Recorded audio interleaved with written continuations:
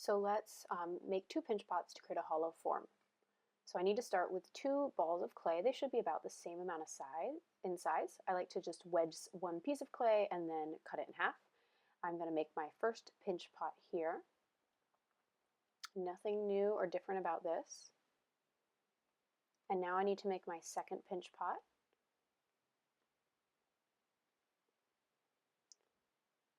Now the important thing is that I do want to match the general diameter. So I am going to check them as I go for the second one and then kind of refine them. Now if you're making a sculpture and you need to carve, don't make your pinch pots too thin, so keep that in mind. Now with one of the pinch pots, I need to curve it inward just a little bit along that kind of lip.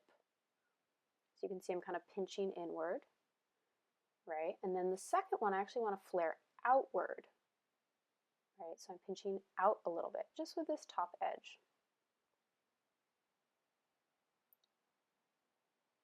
Now the reason for this is that they sit together now and they kind of cup over each other, which will give me a stronger bond.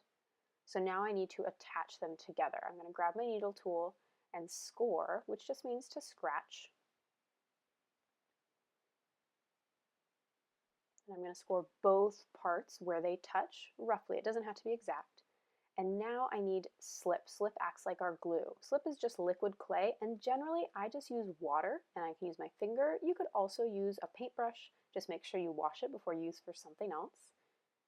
And then I score again so that I mix that water into my clay to start to soften that portion of clay up and create slip. I only need to do the water and scoring again on one piece.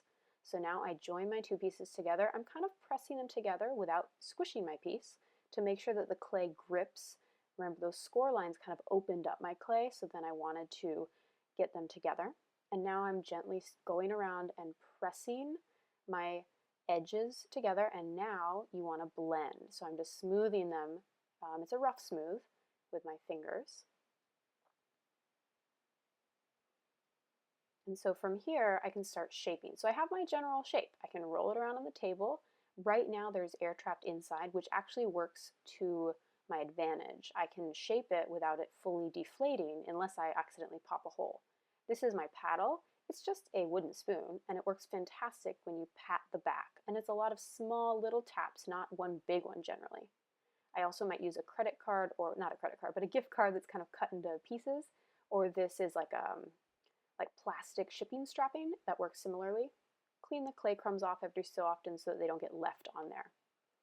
So lots of just shaping until you get the shape that you want. Now, if you put it down on the table a lot, it is going to end up getting flattened on the bottom.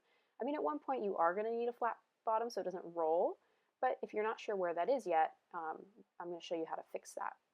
So first, when you are done working, you need to wrap it up, and wrap it up tightly so that there's no air in here, because that will make sure that it doesn't dry. Now, if it was pretty dry before you wrapped it up, you might want to dampen it first. Now, to keep it from flattening while it's stored, because it will slump down if you leave it just sitting on the table, I'm going to roll a towel into kind of like a little donut, and ta-da, now it has a little nest that'll kind of take care of it.